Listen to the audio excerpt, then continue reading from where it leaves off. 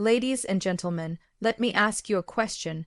What if I told you that someone became a millionaire, not by luck, not by inheritance, not even by hard work alone, but by finding a tiny legal loophole buried in the roulette of life? This is not a fairy tale. This is the real story of how one individual discovered a forgotten clause, a twisted line of code in the legal system, and spun it into gold. This loophole was hiding in plain sight, overlooked by attorneys, missed by accountants, and invisible to the average person. But one man armed with curiosity, courage, and a crazy idea decoded the system. While the world was stuck playing the game by the rules, he found a backdoor in the rulebook itself. Imagine treating the legal system like a casino. Most people gamble and lose. But what if someone read the manual, found a flaw, and turned the game upside down? That's what this millionaire did. He found the legal roulette loophole, and while the rest of us were placing red or black bets, he was rigging the wheel using knowledge and law. And the wild part, everything he did was 100% legal. Most people believe the law is black and white. Either you follow it or you don't.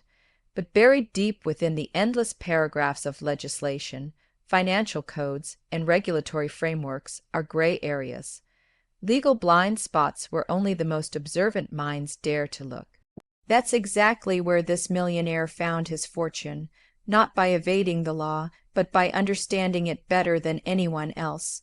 It all began when he was still broke, sitting at a public library in a worn-out hoodie, flipping through an outdated tax law book. He wasn't a lawyer. He wasn't even a business graduate, but he had one thing that most people lacked: the insatiable hunger to decode systems. While others were looking for shortcuts, he was searching for structural oversights. It was in this obsession that he stumbled upon something others had missed. On page 487 of a legal reference manual, in a footnote most would skip, was a reference to a clause in a 1996 Tax Reform Act. It didn't seem important at first, just a minor note about asset categorization in specific limited partnerships, but something about its vagueness, its outdated phrasing, and the fact that it hadn't been repealed or updated in over 2 decades caught his eye. The clause allowed, under specific conditions, a reclassification of income in a way that changed its tax implications entirely. The loophole was not illegal. It didn't involve deception or manipulation. It simply relied on an archaic structure that hadn't been tested or noticed in years. It was the legal equivalent of finding a cheat code hidden in a video game, one that only worked because no one had patched it out. But unlike cheat codes, this was woven into the very fabric of financial law, and it had been there all along. He began testing it, first on paper. Then he registered a shell company just to simulate a transaction that would fall under the clause. To his astonishment, not only did it go unnoticed, it triggered 0 red flags. The financial institutions processed the records, the IRS accepted the filings, and no letters or audits followed. It was as if the system had quietly nodded in agreement. Encouraged by the lack of resistance, he scaled it up. He built a network of entities, each legally registered, each transparent, each using this forgotten clause to shift the way income and losses were reported. Month after month, his revenue grew, but his taxes shrank. By the time any advisors even began to whisper questions, he had already cycled that loophole through millions of dollars in assets. But here's what made it even more fascinating: no one else saw it. Accountants dismissed it as too obscure to matter. Lawyers said, "That's outdated law." But that's the thing. Outdated doesn't mean obsolete. And buried loopholes are often ignored not because they're invalid, but because they're inconvenient to investigate. He wasn't stealing. He wasn't hiding. Every form was submitted, every number filed. The legality of it all was crystal clear. He just read the system at a level others didn't bother to reach. It wasn't about breaking rules. It was about finding rules that were never closed. The power of this loophole didn't just come from saving money, it came from how quietly it operated. While loud entrepreneurs tried to find viral trends and risky investments, he was building invisible wealth hidden behind legitimate paperwork and dusty legal volumes. This was the kind of knowledge no financial advisor would ever offer because they weren't taught to look this deep. In truth, loopholes aren't created, they're discovered. They're the result of imperfect systems written by imperfect humans. Governments write laws to cover the majority, not the minority who think differently. This man became a millionaire not by chance, but because he questioned what everyone else assumed to be settled. And in doing so, he proved a terrifying truth. Sometimes, the most powerful opportunities aren't on the surface. They're buried in silence, hidden in the fine print, waiting for someone brave and curious, enough to read between the lines. We live in a world obsessed with luck. People line up to buy lottery tickets. They gamble in casinos. They wait for the right time. They believe success is something you stumble upon a lucky break, a random opportunity, a winning number. But for the man behind the legal roulette loophole, luck was just noise. His weapon of choice, knowledge-focused, surgical, intentional. He watched thousands of people throw their money into get-rich-quick schemes, hoping for overnight success. He wasn't interested in chance. He believed that if he could learn the exact mechanics of how money moves, how laws protect wealth, and how tax codes bend in the shadows, he could beat the system not with luck, but with logic. Most people saw roulette and thought of the spinning wheel in a casino. But he saw life itself as roulette, everyone betting on outcomes they couldn't control, spinning wheels of fortune without ever questioning who built the wheel in the first place. He didn't want to play the game. He wanted to understand the algorithm that ran it. He dove into books like people dive into dreams, IRS manuals, obscure finance textbooks, corporate loophole archives, and court cases no one had read in decades. These became his playground. It wasn't glamorous, it wasn't sexy, it was quiet, lonely, methodical. But while others looked for signals from the universe, he was studying the blueprints of the system. One night, surrounded by coffee, stained pages, and hand-drawn diagrams, he had an epiphany. The system wasn't rigged, it was just understood only by a few. And while most people were waiting for permission to get rich, he realized the truth. Wealth comes to those who understand how value is protected, transferred, and disguised. He didn't wait for an investor. He didn't wait for a lucky break. He created small simulations, like a scientist in a lab. He tested models, ran scenarios, mapped outcomes, and slowly the data revealed a pattern. The laws weren't broken, they were poorly understood. That was the loophole, not in morality, in information asymmetry. The people who knew the rules, the real rules, weren't playing harder. They were playing differently. He saw it with hedge funds. He saw it with multinational corporations. They weren't cheating. They were reading the law like a blueprint, and that's when he realized the richest people didn't gamble. They calculated. So he followed that path, quietly, relentlessly. Every day, he committed to learning something others ignored. A hidden tax clause, a misworded contract term, a legal precedent from 1982. These weren't just facts, they were keys, and he was collecting them one by one. He didn't tell anyone what he was doing, because no one would have believed that learning the law could beat the roulette wheel. But that's exactly what happened. While others guessed, he knew. While others hoped, he applied. While others watched the wheel spin, he already knew where it would land because he'd rigged the rules in his favor, legally. This wasn't luck. This was leverage through literacy. He'd become fluent in the language of the system. And when you're fluent in a language others don't speak, you can navigate worlds that feel invisible to them. That's how he beat the game, not by rolling the dice, but by reading the manual. He proved one of the most powerful truths of modern wealth building. In a world where everyone is chasing fortune, the person who understands the rules quietly wins every single time. The world often glamorizes risk takers, the entrepreneurs who go all in, the traders who make one bold move and strike it rich, the poker-faced gamblers at the table of life. But what most people fail to realize is this: real success isn't built on risk alone, it's built on information.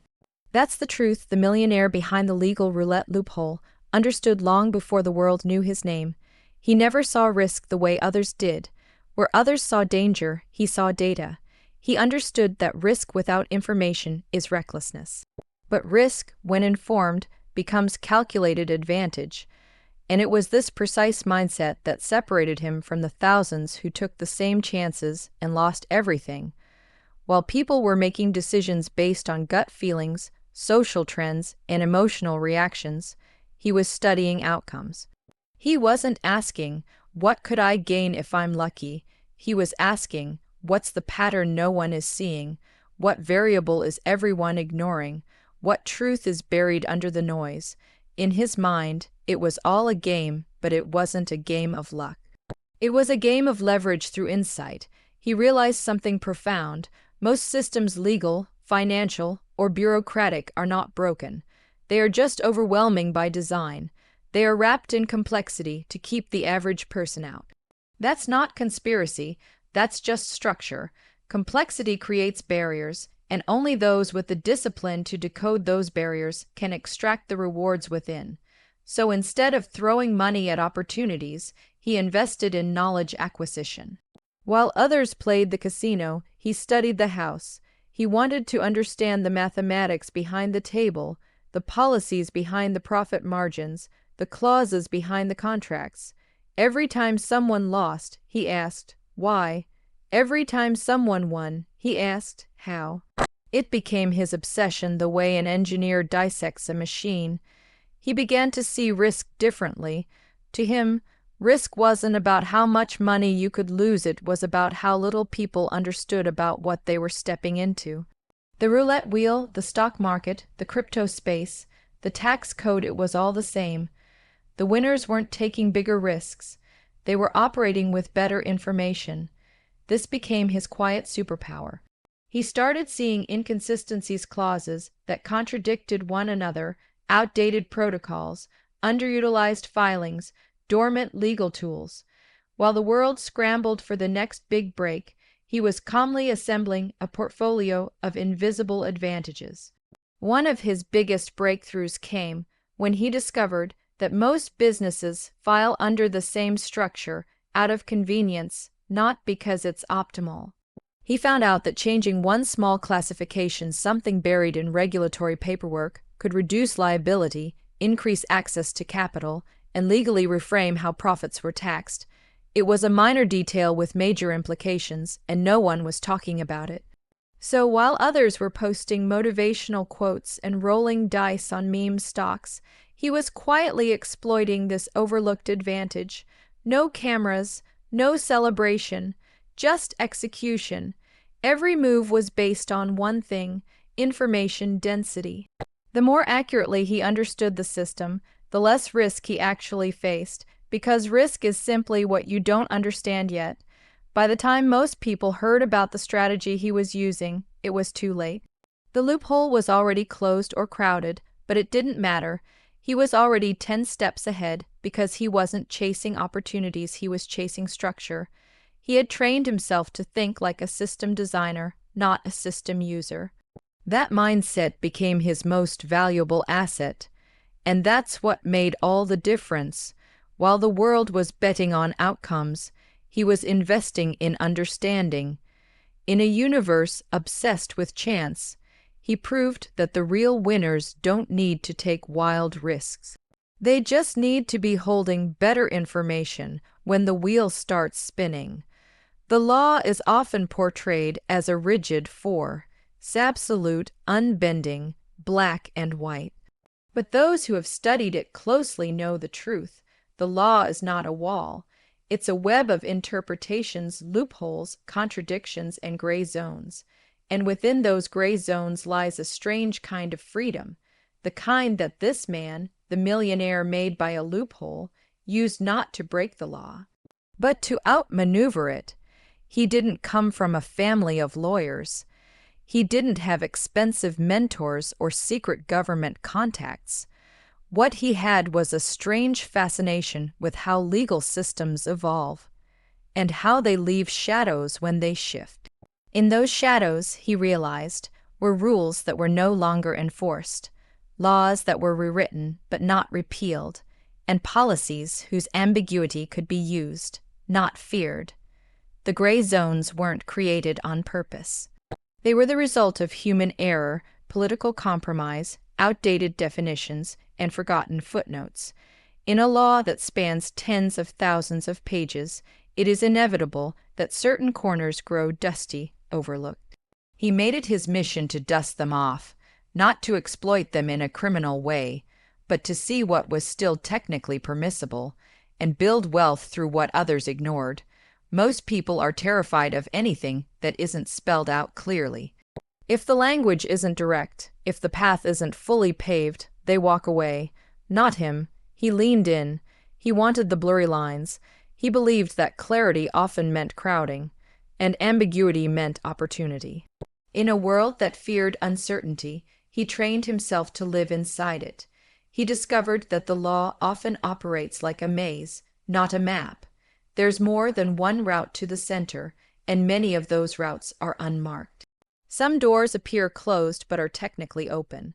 Some phrases appear final, but in practice are negotiable. In courtrooms, in boardrooms, and in back-end financial filings, he found wiggle room that no one dared to use. For instance, he once identified a legal classification that hadn't been updated since the early 2000s.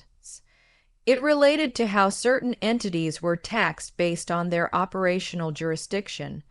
Most accountants had moved on, treating it as obsolete. But the law still recognized it, and that meant it still had power. He registered a company under this ancient framework, and for 3 years funneled earnings through a category no one else thought to touch. It was legal, it was unchallenged, and it was wildly profitable. Law, he realized, was not just what was written. It was also what was enforced, what was noticed, and what was negotiated. The legal gray zone was a place where reality and legality blurred, and where bold minds could move freely, as long as they knew the difference between bending and breaking. His genius wasn't in deception. It was in interpretation. He knew where the government drew hard lines, and where it simply hadn't updated its awareness. He knew what would trigger audits and what would pass quietly through the cracks. He wasn't hiding, he was navigating with precision. Some might say he was lucky not to be caught, but there was nothing to catch. He had built his empire within the cracks that no one even remembered existed. Regulators followed trends, he followed precedent.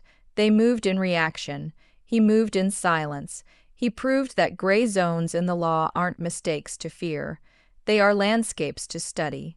And for those willing to walk into that fog, not with fraud, but with facts, there lies a world where legal doesn't always mean obvious, and what's permissible is often invisible to those who don't look hard enough. Because in the end, the law isn't always about what's fair, it's about what's written, what's forgotten, and what's quietly allowed. And in that quiet, he built something extraordinary. One of the biggest misconceptions in modern finance is that anyone who wins big must have cheated the system. If you get rich too fast, people assume you scammed someone. If you find a shortcut, they call it shady. But what this millionaire did was neither illegal nor immoral. He didn't steal. He didn't deceive. He simply understood the rules so thoroughly that he no longer needed to play like everyone else. That's the irony of the system. Most people never bother to truly learn it. They follow simplified instructions passed down from their parents, their peers, or the internet. They register businesses the default way. They accept standard tax brackets. They use cookie-cutter legal templates, and then they complain about how unfair everything is, without realizing they're operating on level 1 rules in a level 10 game. He chose a different path. He knew the system wasn't designed to reward the loudest or the luckiest. It was built to reward the most informed, but he also knew something deeper. There's a difference between using a system and exploiting it. One is grounded in mastery, the other in manipulation. He never crossed that line. Every move he made was legal, yes, but more importantly, it was ethical by design. He didn't hurt anyone. He didn't mislead clients. He didn't create fake charities or offshore scams. What he did was strategic compliance, studying laws until he could see how they were structured, where they were outdated, and how to legally align his behavior to match their language without breaking their intent. To outsiders, this level of control looked like magic.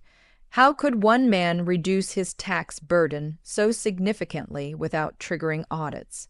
How could he scale entities with almost no friction? The answer wasn't in some secret password.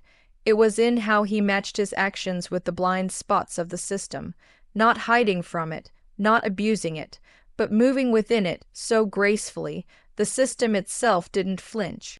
One of his greatest assets was patience. He didn't rush. He didn't try to drain the system overnight. He created processes that were sustainable, so they never drew attention. He designed paperwork to be clean. He kept records to the decimal. Everything he did could stand up to scrutiny because he built it to withstand it. That's the hallmark of someone who's not exploiting. He's integrating. There's a reason the ultra-wealthy often pay less in taxes than the middle class. It's not because they're cheating.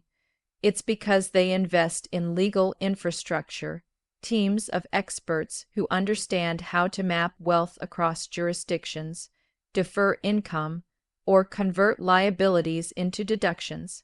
This millionaire didn't have a team. He had his mind, and he weaponized it to do the same thing, to work the system without working against it. He saw loopholes not as hacks, but as unused functions, parts of the code that were neglected by most users. Just because 99% of people don't touch a certain part of the law doesn't mean it's off limits. It just means they don't know it exists. He took the time to understand these gaps, to test their boundaries, and to design structures that the system could accept without red tape. There's a word for this level of discipline, architecting. That's what he became, a legal architect, not a builder of scams, but a designer of frameworks. Everything was custom. Everything had intent. And most importantly, everything could survive a full audit because it was never meant to deceive. It was meant to elevate within the limits of the system's own design. And that's what made his journey so misunderstood. People wanted to label it as a scheme, but it wasn't. He didn't take more than was allowed. He simply claimed everything the system offered. Every clause, every deduction, every jurisdictional nuance that was left on the table by those too afraid or too lazy to investigate. In the end, he proved a rare and powerful point. You don't have to break the system to beat it. Sometimes the highest form of intelligence is using the exact rules everyone else ignores. Not to exploit, but to rise. Most people think wealth is a straight line. You earn, you spend, you save, and if you're lucky, you invest. But the truth is, the wealthy don't build wealth in lines. They build it in loops. Systems that feed themselves, grow stronger over time, and eventually operate without effort. The man behind the legal roulette loophole understood this better than most. He didn't just make money. He designed a self-reinforcing engine that multiplied it. It started with the first win, a small one, a clever legal maneuver that saved him a few $1,000s in taxes. Most people would take that money and upgrade their lifestyle. He didn't. He reinvested it directly into legal structure expansion, setting up more entities, studying additional tax jurisdictions, filing paperwork that cost more upfront but opened doors long term. Every dollar saved went into creating more mechanisms LLC, holding companies, trusts, IP portfolios. Not just for vanity. Each one had a function, and each one created another layer of control, protection, or tax efficiency. The more he built, the more control he had over where money landed, how it was taxed, and when it had to be reported. Over time, this wasn't just clever, it became a machine, and like any well-built machine, it began to run itself. Income from one entity would flow into another, triggering deductions that canceled liabilities elsewhere. Profits could be deferred, redirected, or reclassified depending on where they moved. It was a legal domino effect, a feedback loop where each action strengthened the next. What made this loop so powerful was that it didn't just multiply income, it reduced leakage. Most people lose money silently: fees, taxes, penalties, inflation. He designed the loop to retain more at every stage. The system caught what most people spilled, and every retained dollar didn't just sit, it worked. It was placed back into the system to feed the next cycle of growth. The key was timing. He realized that money loses power when it's stagnant or exposed at the wrong moment. So he designed his flow to keep money in protected movement, legally postponed, smartly transferred, or strategically invested through entities that kept it working while minimizing exposure. It wasn't just a loop, it was timed choreography. Eventually, the loop grew intelligent, not AI, but human, crafted intelligence, decision trees, scenario modeling, multi-jurisdictional simulations. He had a clear vision of how money would move 6 months, a year, even 5 years ahead. The system had resilience. If one law changed, the design could flex. It had branches, it had backups. It was living and learning. This is what most people miss. Wealth doesn't just come from making more. It comes from building something that accelerates itself. That's the difference between income and wealth. Income is earned again and again. Wealth is engineered once, and then it builds on its own.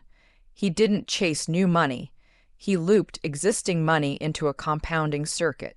He also built emotional insulation into this system, because once the loop was in motion, he no longer had to panic during downturns. The structure absorbed shocks.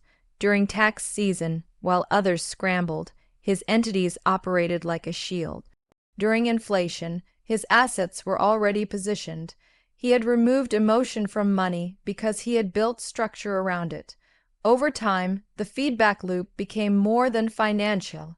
It became philosophical. A mindset of reuse, reinvestment, and reinforcement. A belief that nothing should move in isolation. Everything should be tied back into the system. Every legal maneuver, every dollar, every delay or deferral, it was all part of one intelligent cycle, feeding itself quietly, efficiently, and endlessly. And that was his greatest innovation, not just using the loophole once, but designing a loop around the loophole. A legal, financial, and operational ecosystem where money no longer leaked, it recycled. And through that, it multiplied. Most people think the game is about numbers, about charts, about contracts, but anyone who's truly mastered wealth knows a deeper truth. The systems are built by people, enforced by people, and interpreted by people. And people, unlike numbers, are inconsistent, emotional, and deeply predictable once you understand how they think. The man behind the legal roulette loophole knew this. He didn't just study law, he studied people, how they move, how they hesitate, and where they fail to look. He realized early on that laws don't operate in a vacuum. They live and breathe through human decision-making, from the IRS agent reviewing a file, to the auditor skimming forms, to the banker approving a transaction. It was never just about what was legal. It was about how those gatekeepers would react. If you understood them, you could build with confidence where others feared to tread. While many obsess over what's technically correct, he dug deeper. What will they think when they see this? How fast do they process? What triggers suspicion? What are they trained to look for? And more importantly, what are they trained to ignore? These weren't legal questions. They were psychological questions, and that's where he began to find his edge. He studied body language during compliance seminars. He read reports from tax regulators, not for updates, but for patterns of enforcement. He spoke with accountants, not to hire them, but to learn what scared them, what they misunderstood, what they avoided. And what he found was astonishing. Most of the system wasn't designed around truth. It was designed around comfort zones and cognitive shortcuts. He understood that most agents and reviewers are overworked and underinformed, so they rely on heuristics, mental rules of thumb. If a document looks normal, they pass it. If something feels off, they flag it. But off is subjective, and he realized he could shape those perceptions. By designing paperwork, operations, and filings that looked predictably boring, he moved under the radar with ease. This wasn't deception. It was strategic psychology. Just as a magician directs your attention to one hand while the other does the trick, he directed the system's attention toward the predictable, while innovation happened silently behind the scenes. His paperwork was ordinary, his formatting clean, his labels traditional, because he knew that familiarity equals safety in the human mind. He also studied how fear governs decision-making. Most people avoid gray zones not because they are illegal, but because they are uncertain. That fear keeps 99% of people from even reading beyond the headlines. But he trained himself to walk straight into the uncertainty and map it logically, stripping away the fear layer by layer until only function remained. He didn't need to outsmart every lawmaker. He only needed to understand the psychology of the person who would be reviewing his file. And over time, this awareness gave him more confidence than any financial advantage. Because he knew that when you can predict how people will react, you gain invisible control over the process itself. He even learned how different jurisdictions handle suspicion. In one region, certain flags trigger audits. In another, they're ignored entirely. He played his pieces accordingly, knowing not just what to file, but where, when, and how, based on the likely behavior of the human beings on the other side. This wasn't legal strategy. It was behavioral mapping applied to money. Over time, this understanding of human behavior began to feed his entire system. He anticipated competitors. He sensed when regulators would shift priorities. He even knew when to step back, pause, or shut down certain operations before scrutiny ever arrived. Because just like poker, wealth is not always won by the best hand, but by the best read, and that was his secret. While everyone else studied the laws on paper, he studied the people behind the paper, and in doing so, he realized that the real loophole was not just in the law. It was in the predictable psychology of those who enforce it. Every system has an expiration date. Every loophole, no matter how brilliant or hidden, eventually gets exposed, revised, or shut down. The man who built his fortune through the legal roulette loophole knew this from the start. He never deluded himself into thinking it would last forever. Instead, he operated with one intention: leverage it fully, before the window closed. It's a rare quality to act with urgency and patience at the same time. Most people either rush blindly or move too slow, frozen by perfectionism.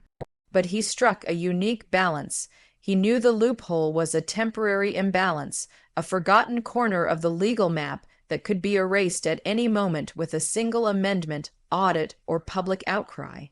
So he moved with quiet speed, not to abuse it, but to maximize it before the inevitable came. He didn't broadcast his discovery. He didn't build viral content around it. There was no e-book, no mastermind class, no followers. That was intentional. He knew that the moment something goes mainstream, it becomes visible to regulators. And visibility is the death of loopholes. So instead, he remained invisible, moving with precision and leaving no trail worth following. And while others chased quick flips, he reinvested intelligently. He used the profits from the loophole to build permanence elsewhere, acquiring assets, diversifying income, setting up systems that would survive beyond the strategy. He wasn't naive. He wasn't counting on the loophole to be his forever. It was just the launch pad, the opening shot in a longer campaign. Over time, whispers began to emerge. A few accountants stumbled across similar interpretations. A couple of financial blogs noticed unusual patterns in entity behavior, and eventually the clause that had made it all possible came under review. He read the headlines like a man watching the tide come in calmly, knowingly. He didn't panic. He had been preparing for this moment since the beginning. The day the loophole closed was quiet. There were no headlines, just a quiet update to a government page.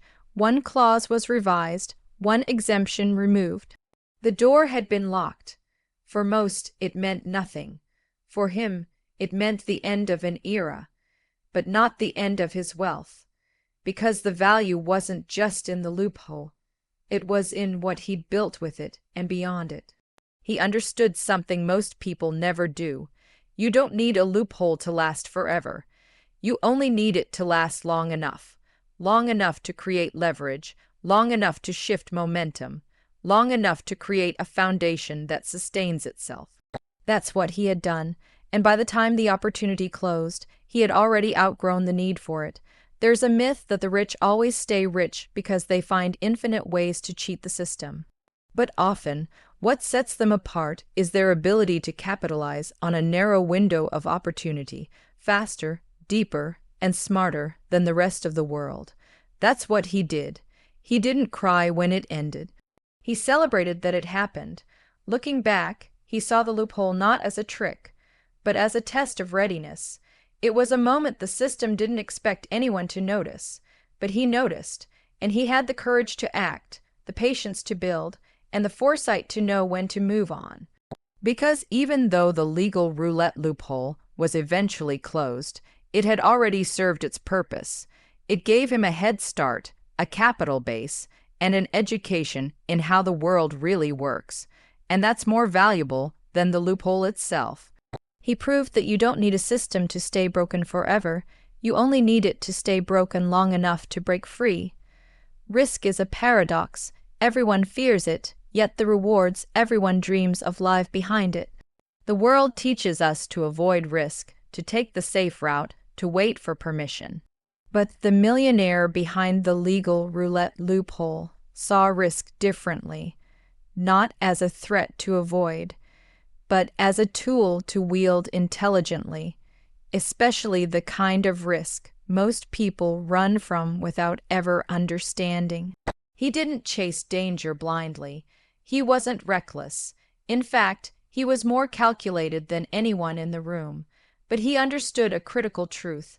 The real risk is often in what others overlook, not what they fear. Most people are scared of what's visible, market crashes, penalties, public failures, but he went after the quiet risks, the ones that looked boring but were powerful if approached correctly.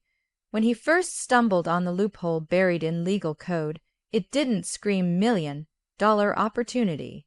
It looked dense, technical, and unimportant. It had no attention, no viral appeal, and no step-by-step guide. Most would have skipped right over it, assuming if it mattered, someone else would have already used it. But that's the thing. No one was paying attention, and that's why it was valuable. He took the risk others ignored, not because he wanted to be different, but because he had trained himself to trust his own research over the crowd's emotion. While others asked, "What if I get caught?" he asked, "What if this is the one thing no one has dared to test?" It wasn't arrogance, it was discipline. He didn't rush, he validated. He filed mock paperwork. He checked legal precedent, and when all signs pointed green, he walked through the door that fear had left wide open. It's not that others couldn't see it. It's that most people don't want to be first. There's safety in the herd, but he knew that real rewards often go to the first mover, the one willing to bet on knowledge rather than consensus, and that's what he did. He risked looking foolish. He risked investing time in something that might go nowhere. He risked stepping into the unknown with nothing but logic and law behind him, but every calculated risk built confidence. Every small success validated his map. While others waited for approval, he created his own case studies, one move at a time. He understood that the difference between risk and opportunity is often just depth of understanding.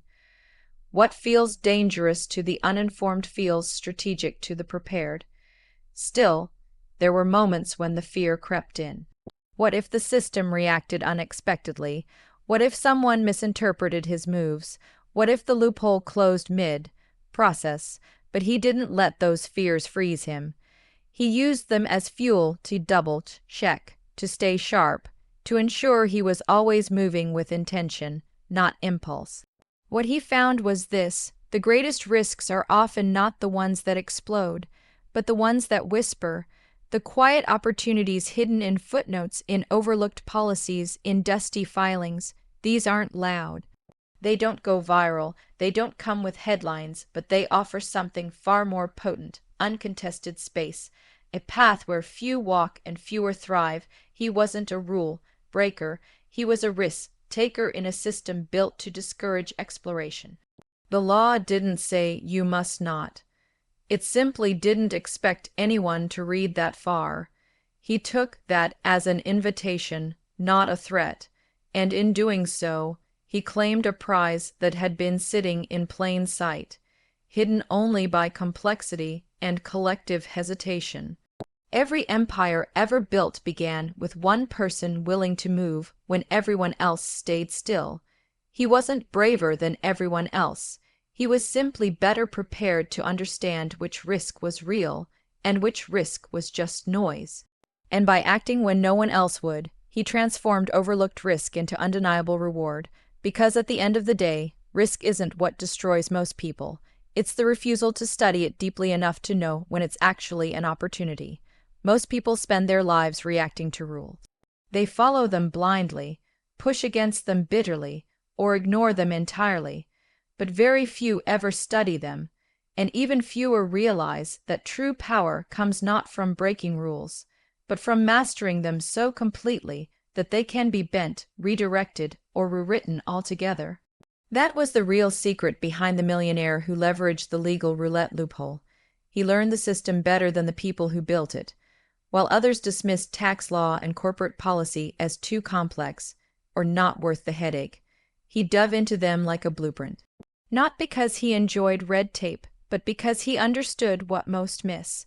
The rules are where the opportunities live, the loopholes, the leverage points, the forgotten clauses.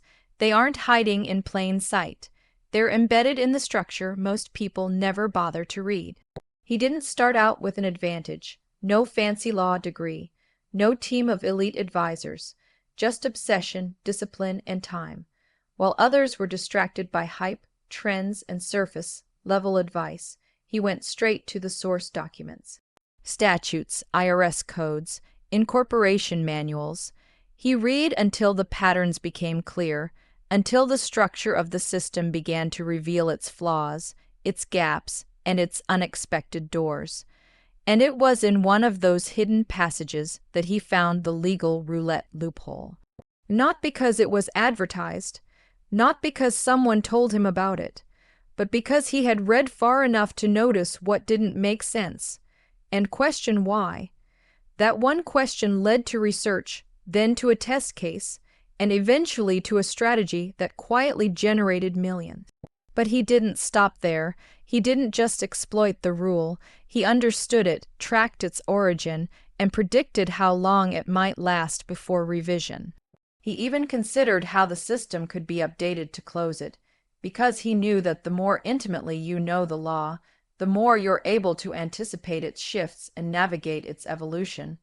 This isn't about gaming the system. It's about understanding that every rule is written by someone, and anything written can be rewritten. Those who learn the rules don't become slaves to them. They become architects. They move from being passive participants to active designers. And in a world where most people never read the fine print, he turned the fine print into his fortune. Learning the rules gave him more than strategy. It gave him confidence. In boardrooms, in bank meetings, in negotiations, he walked in knowing exactly what was allowed, what was assumed, and what could be challenged. Where others hesitated out of fear, he moved forward with precision because his power wasn't emotional, it was structural. People often ask, how did he do it? The answer is simple but not easy. He outlearned the system, not in a flashy way, not for applause, but because the deeper you understand the game, the less you fear losing. Most people play checkers. He played chess, and the only way to play chess is to know what every piece does, and how each move changes the board. The irony, the very rules that were meant to restrict him ended up enabling him. Because they weren't rigid walls, they were flexible frameworks, written by people, interpreted by people, and often left with enough ambiguity for someone brave and smart enough to step through. He didn't break the law. He followed it so precisely that he moved in ways no one expected. This is the part most people never grasp. Success doesn't come from rejecting structure. It comes from owning it, from going deeper than the surface, from replacing emotion with education, from realizing that freedom isn't the absence of rules. It's the ability to navigate them better than anyone else, because the real lesson, the one most never learn, is that those who learn the rules are the only ones who ever get to rewrite them.